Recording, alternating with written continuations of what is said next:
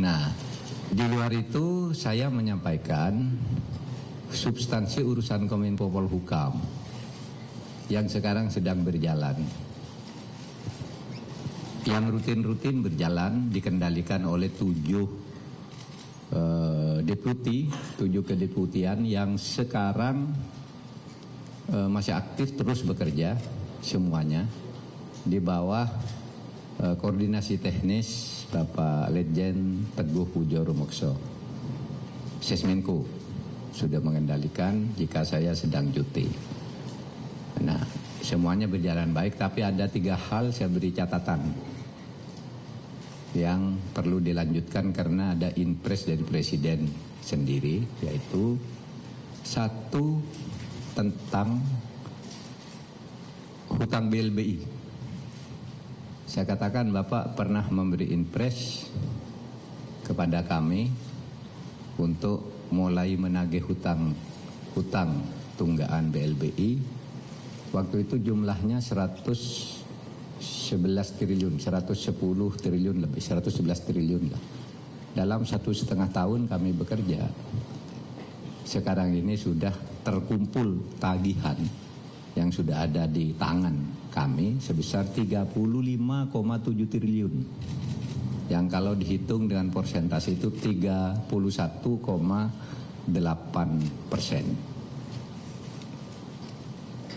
Saya katakan Pak Presiden, ini tagihannya masih ada karena ada yang masih mengelak, ingin tidak membayar, ada yang mau semenawar, ini jumlah hutangnya tidak sebegitu dan seterusnya.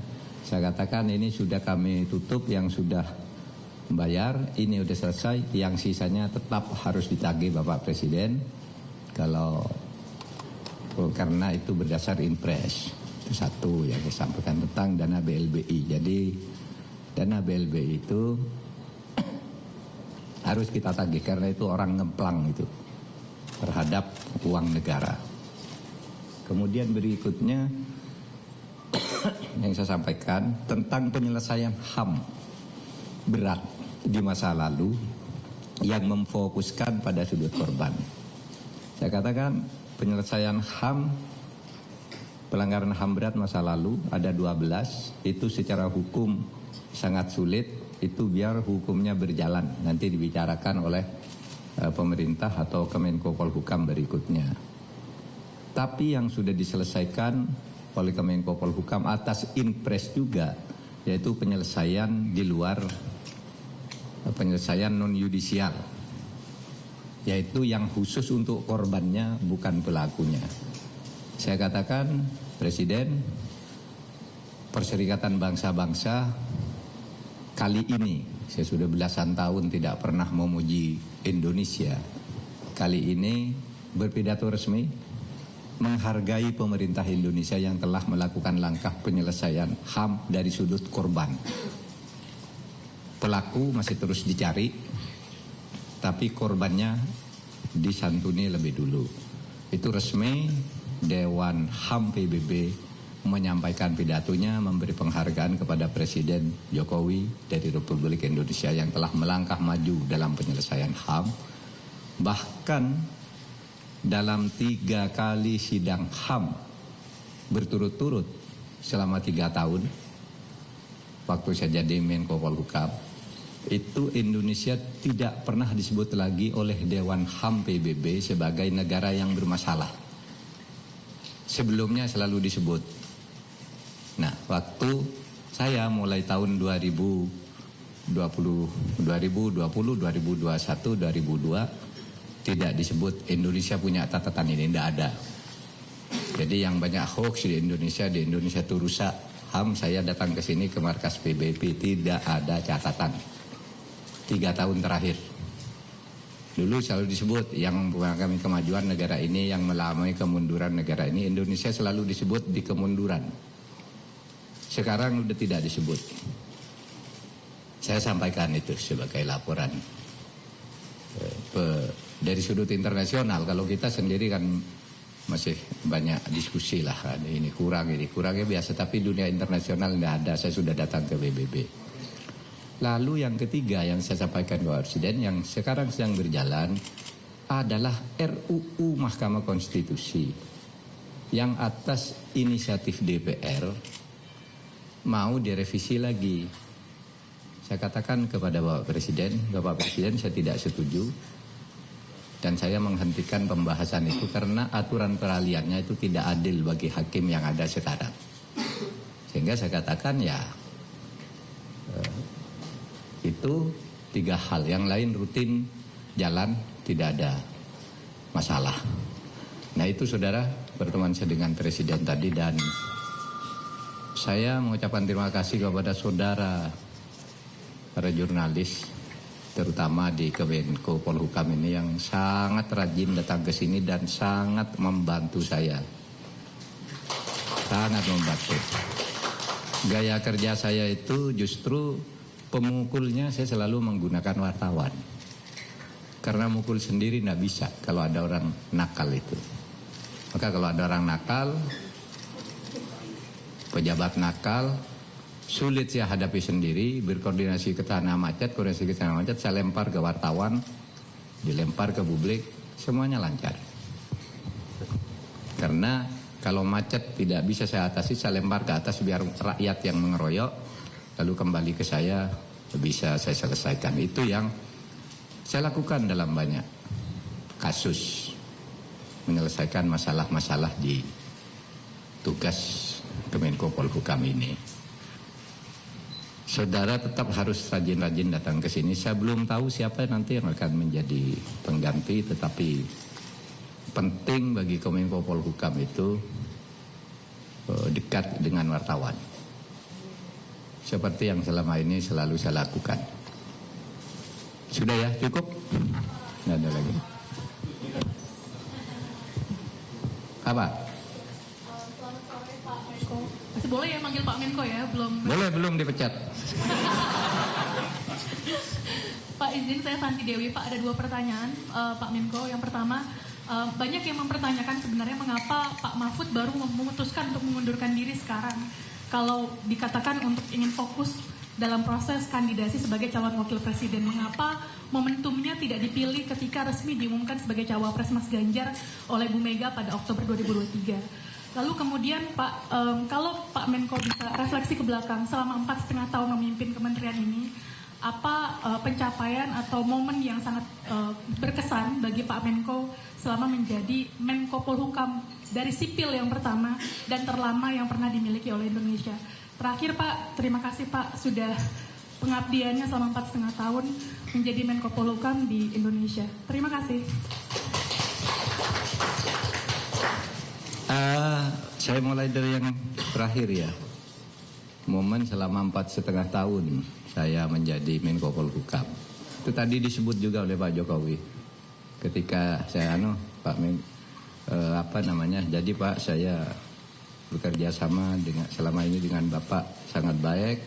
Bapak sangat mempercayai saya dan saya sangat percaya Bapak bahwa yang saya lakukan itu benar menurut keyakinan Bapak, sehingga kita selama ini bekerja sama dengan baik. Lalu Pak Jokowi bilangnya Pak Mahfud, katanya Pak Mahfud itu adalah Menko terlama selama saya memerintah, kata Pak Jokowi. Menko Polhukam pertama Menko Polhukam terlama selama saya memerintah, kata Pak Jokowi. Kenapa itu Pak? Saya terus sebut, iya Pak, betul Pak. Tejo dulu cuma 10 bulan dari Oktober sampai Agustus. Pak Luhut dari Agustus sampai Agustus berikutnya, setahun lebih sedikit. Lalu Pak Wiranto 3,5 tahun. Nah saya 4,5 tahun lebih. Itu pun bukan karena reshuffle. Saya minta berhenti karena ada agenda politik saya. Nah, jadi memang dulu kan waktu saya diangkat pertama itu oleh Pak Rocky Gerung, wah Mahfud tuh nggak akan bisa jadi Menko. Paling lama 8 bulan saya jamin di reshuffle, katanya. Kenapa? Karena Pak Mahfud tuh terlalu belak-belakan. Itu rahasia istana akan terbuka semua. Lewat 8 bulan saya lewat, 1 tahun lewat, 2 tahun lewat, 3 tahun lewat, 4 tahun lewat. Rocky lupa kalau dia pernah mengatakan itu. tapi jejak digitalnya masih ada. Nah, kemudian kenapa saya milih? Itu soal soal pilihan aja. Nanti kalau saya mundur di depan dulu, orang mengatakan, loh kok buru-buru sih, yang lain belum.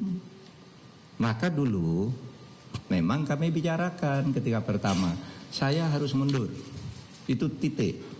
Kenapa? Kan tidak mungkin saya gens kebijakan atau gens calon yang didukung Pak Jokowi, lalu saya masih terus. Karena bagus. Gitu. Sehingga saya harus mundur. Cuma kapan mundurnya? Ada pada waktu itu kesimpulannya tunggu dulu, nunggu momentum. Kapan momentumnya? Yang tepat itu sesudah pemungutan suara. Karena sesudah itu pemerintah akan berlangsung. Dan saya merasa tidak layak kalau terus di situ. Gitu. Kalau sesudah pemungutan suara itu kan masih lama. Jadi ini soal pilihan yang kalau dulu mundur dulu bisa ada orang kecewa, kan aturannya boleh, uang yang lain boleh. Kalau mundur sekarang bisa ada yang mempersoalkan, kok baru sekarang?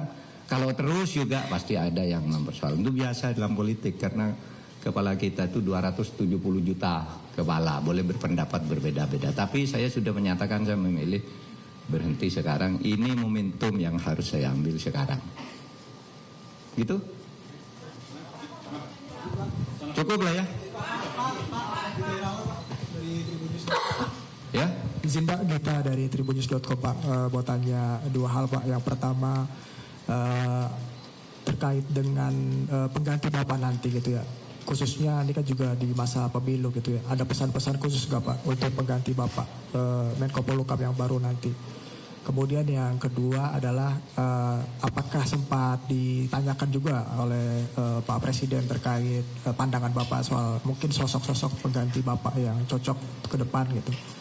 Itu aja Pak, terima kasih atas kesempatannya dan terima kasih atas pengabdiannya Pak. Saudara, karena saya belum tahu siapa yang akan menggantikan, jadi saya juga tidak menyiapkan pesan untuk Menko Polhukam. Silakan aja setiap menteri itu menurut saya nanti akan dibekali sendiri oleh Presiden. Karena waktu saya dulu jadi Menko juga dibekali ketika saya jadi PLT Menpan RB selama 2 bulan juga dibekali. Ketika jadi PLT Menkominfo saya juga dibekali. Biar Presiden yang membekali itu semua, kecuali nanti menteri barunya tanya kepada saya tentu akan terbuka dengan senang hati maksud saya. Tapi kalau siapa-siapa nama yang cocok untuk menggantikan itu sama sekali saya hindari untuk bicara itu, karena itu sepenuhnya hak prerogatif Presiden. Hak prerogatif itu menyangkut profesionalisme dan menyangkut konstelasi politik yang diinginkan oleh Presiden juga. Jadi saya tidak akan ikut campur. Besok pun ditanya seumpama saya bilang tidak tahu siapa yang cocok. Gitu? Cukup ya? Dian? Hah? Tidak ada yang tidak bisa dilaksanakan. Kan relatif semua. Semua berjalan. Ada yang sedang berjalan, ada yang sudah selesai gitu.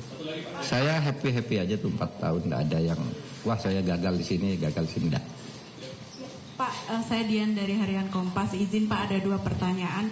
Yang pertama, apakah tadi Bapak juga sempat menyampaikan terkait pemilu Pak? Karena banyak yang menilai bahwa pemilu yang saat ini sangat tidak netral gitu ya. Dan keberadaan Bapak sebenarnya juga banyak diharapkan oleh sebagian pihak untuk menjaga netralitas tersebut. Kemudian yang kedua, terkait mundurnya Bapak ini banyak juga yang menilai bahwa ini adalah contoh yang baik untuk menghindari konflik kepentingan Pak. Apa yang Bapak harapkan dari kandidat lain yang mungkin masih juga ada konflik kepentingan? Terima kasih Pak. Saya tidak punya harapan tentang kandidat lain. Saya menghadap Presiden dan minta mundur itu karena etika saya. Tidak terkait dengan etika menteri-menteri lain. Etika saya itu, saya dulu diangkat dengan penuh penghormatan oleh Presiden. Ini tugas Pak Mahfud ini, lalu ini kepresnya. Tugasnya ini. Dan saya selama 4,5 tahun lah bekerja baik dengan beliau. Maka saya punya etika. Ketika saya akan berhenti, saya tidak akan mengumumkan ke publik sebelum saya bicara ke Presiden. Maka sejak tanggal 23 itu pun saya katakan saya akan menunggu momentum. Momentumnya apa? Ya saya menghadap presiden dulu. Karena etika saya dulu diangkat dengan hormat, harus pamit juga dengan hormat. Agar tidak tinggal gelanggang, colong pelayu. Begitu aja. Soal etika menteri lain saya enggak nyinggung, dan itu bukan urusan saya. Ini etika saya kepada presiden. Bukan etika saya kepada menteri lain. Itu aja ya. Titik.